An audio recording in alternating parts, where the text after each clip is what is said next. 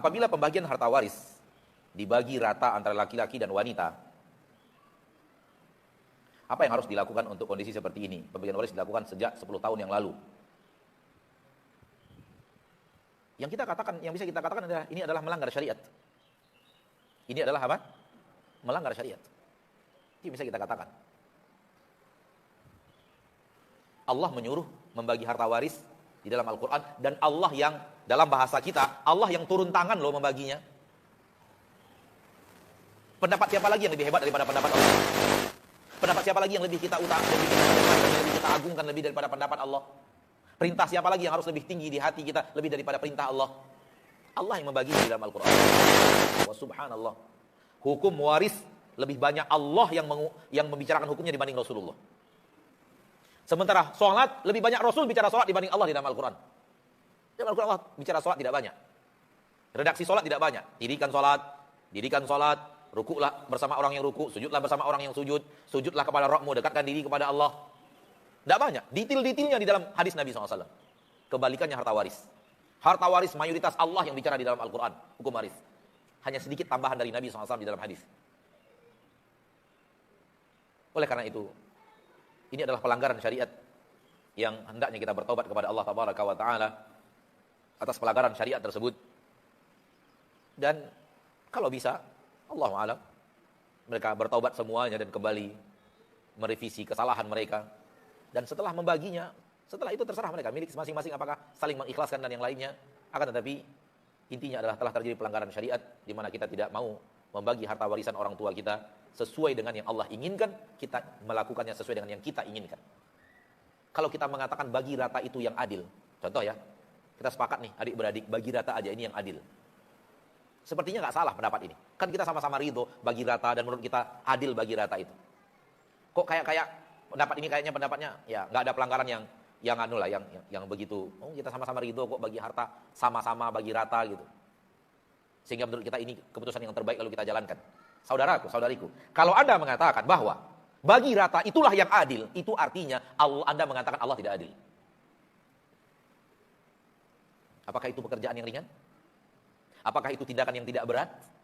Ketika manusia berani mengatakan ini yang adil loh, yang kita lakukan sekarang ini yang adil, bagi rata, berarti Allah nggak adil loh. Antum a'lamu amillah, apakah engkau lebih mengerti daripada Allah? Apakah engkau lebih berilmu daripada Allah? Apakah keputusan engkau lebih mulia dibanding keputusan Allah? Di sini permasalahan berat yang harus ditanyakan. Kalau kita mengatakan ini yang terbaik, berarti yang Allah turunkan itu apa? Yang Allah sebut di dalam Al-Quran apa? Kalau kita katakan ini yang adil, konsekuensinya kita mengatakan Allah tidak adil. Kalau kita mengatakan ini yang terbaik, konsekuensinya adalah Allah mengajarkan yang tidak baik.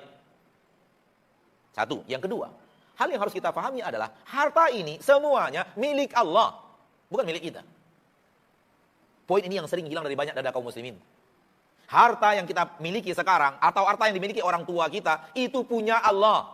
Ketika orang tua kita wafat, dia kembali milik Allah, Allah yang bagi-bagi.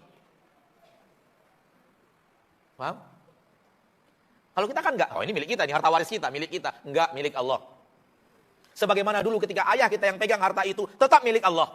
Lillahi ma fis samawati wa ma fil ard. Milik Allah seluruh yang ada di langit dan seluruh yang ada di bumi. Hanya diamanahkan saja oleh Allah kepada orang tua kita. Ketika orang tua kita wafat, harta itu kembali kepada Allah, milik Allah, dan Allah yang membaginya. Anak dapat sekian, istri dapat sekian, cucu. Kalau ada saudara ibu dapat sekian, ayah dapat sekian. Kalau tidak ada ini, berarti ini dapat sekian. Allah yang membaginya. Allah yang punya harta itu, bukan kita. Kalau muslim sadar akan hal atau manusia sadar akan ini, dia tidak akan mau membagi sesuai keputusan dia, karena yang punya harta itu adalah Allah, dan Allah yang membagi sesuai dengan keputusan pemilik harta itu. Ketika kita tidak mau menerimanya dan mengamalkan keputusan kita telah melakukan perbuatan zalim yang luar biasa, karena kita membagi harta yang bukan milik kita dengan cara yang tidak sesuai dengan yang diinginkan oleh yang punya harta. Wallahu taala a'la wa alam. Sampai di sini pertemuan kita pada kesempatan yang berbahagia ini. Mohon maaf atas pertanyaan-pertanyaan yang tidak terjawab, dan semoga apa yang bisa kita bicarakan pada kesempatan yang berbahagia ini kita berusaha amalkan dan berlatih untuk mengamalkannya. Janganlah terlalu peduli, kecuali terlalu pedulinya itu untuk urusan akhirat. Silakan peduli kepada dunia, tapi jangan terlalu peduli kepada dunia. Terlalu pedulinya harus lebih kepada akhirat. Kalau kita terlalu peduli kepada dunia dan akhirat ala kadar, kitalah yang ditegur oleh Allah di dalam ayat Al-Quran yang sering kita dengarkan. Mungkin kita dengarkan setiap minggunya. Imam membacakan, bal tu'thirunal hayatad dunya. Namun kebanyakan kalian lebih mengedepankan kehidupan dunia. wal akhiratu khairu wa abqa.